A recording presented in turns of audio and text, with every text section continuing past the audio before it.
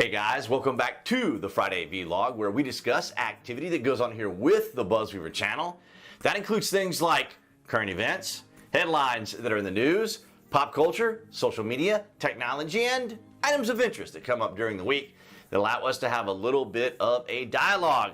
I want to thank all of you guys who are watching on new tech, that's BitChute, Rumble, Odyssey, and of course, D2, the blockchain, for all your guys' continued support, as well as everyone here on YouTube in 2022 as you guys smash that like button and comment to show the algorithm that conservative talk is welcome here. And just across all of YouTube, the channels, of course, are working as hard as they can to entertain their fellow audience, subscribers, and followers. So thank you so much, guys, for all you do to make all this possible. Again, here we are back on another Friday. Thank you for all the support. We start things off from Politico. Supreme Court blocks Texas law on social media censorship. The Supreme Court has suspended a Texas law banning online platforms from restricting user posts based on their political views, representing a major win for social media companies, as if they needed more wins and more power. In a 5-4 ruling, the court granted an emergency stay requested on Tuesday from tech industry groups that petitioned to block the law, which is being appealed in a federal appellate court. And here's the thing. Section 230 is like any other law, policy, or measure. It starts off with really good intentions to provide protection. However, it then obviously gets abused and or taken advantage of, as we have seen now, because in 1996, as it says here, a provision of the Communications Decency Act, the CDA of 1996, is one of the most valuable tools for protecting freedom of expression and innovation of the internet. Now, let me ask you, does that seem like that's what it's doing today? No, it's not. As a matter of fact, here, you can see Section 230 says that no provider or user of an interactive computer service shall be treated as the publisher or speaker of any information provided by another information content provider. So in other words, if I say something defamatory or slander or other such thing towards someone else and they sue or have grounds to sue, then the platforms cannot be sued because of my particular speech. In other words, they're like a third party. But the thing is, of course, they're supposed to be a publisher, allowing for it to be a public forum.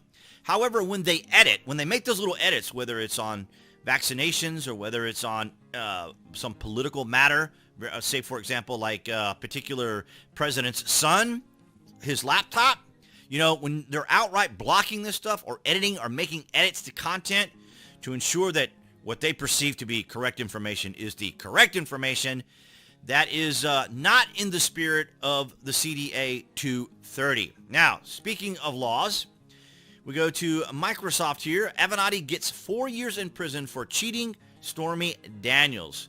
So quite interesting how this all turned out, right?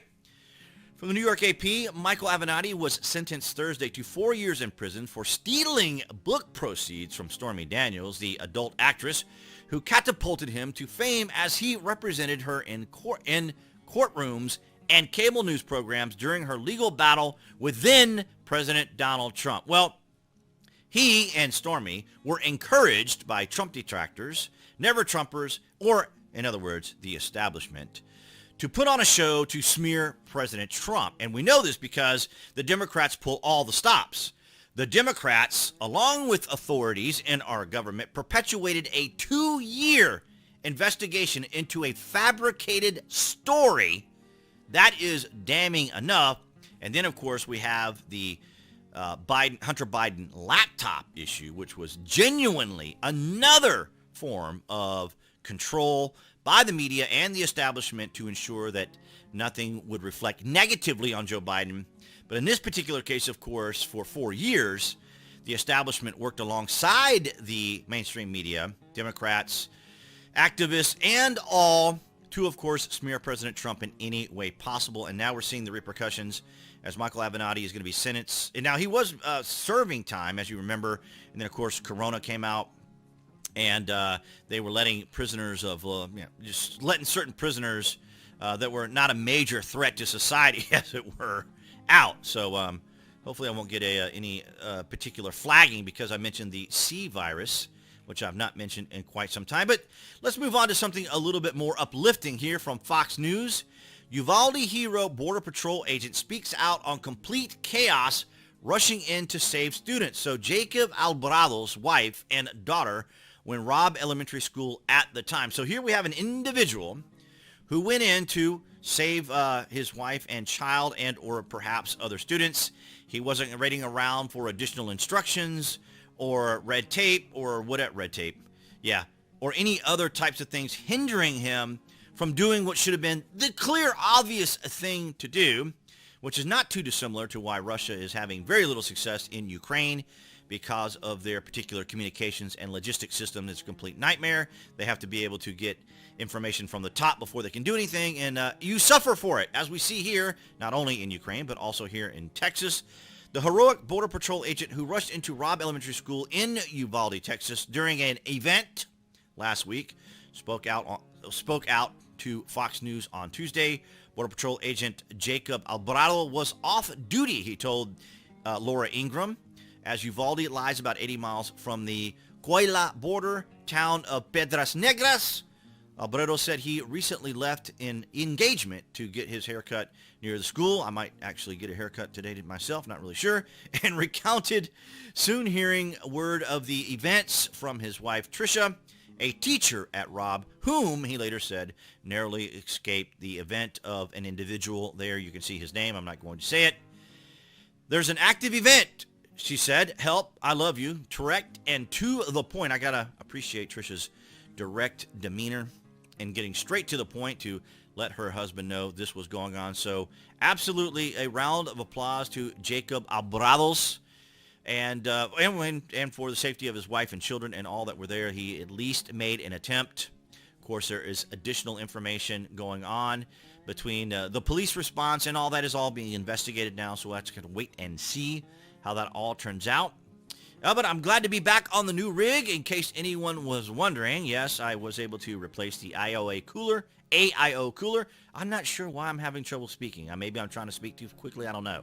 But nonetheless, guys, that's what I have for you on this Friday. All right, guys. So that's going to wrap it up for this Friday vlog. Thank you for the likes, the shares, and the comments. Of course, all of you across New Tech. And below this video, you'll find the various social media links that I belong to, where you guys can see my daily post. And of course, I am still putting out those shorts here on YouTube that have been amazing. They apparently aren't affected by the AI or algorithm or other particular restrictions that we can often find on YouTube as creators, particularly here in conservative commentary. So thank you again for your guys' support, because it makes it possible for me to produce the videos. But we are going to take care of that AI this 2022 by hitting that like and commenting. So thank you so very much. DTube, BitChute, Rumble, all you guys, all your support, and of course the dedicated subscribers, followers, and supporters here on YouTube. You guys are amazing. And right there, appearing on the screen, would be the channel icon for you to click on to subscribe. I'm not sure why I said it that way. As well as to click those notifications so you know when there's content here on the channel. And I'll see all of you guys right there behind that camera next week.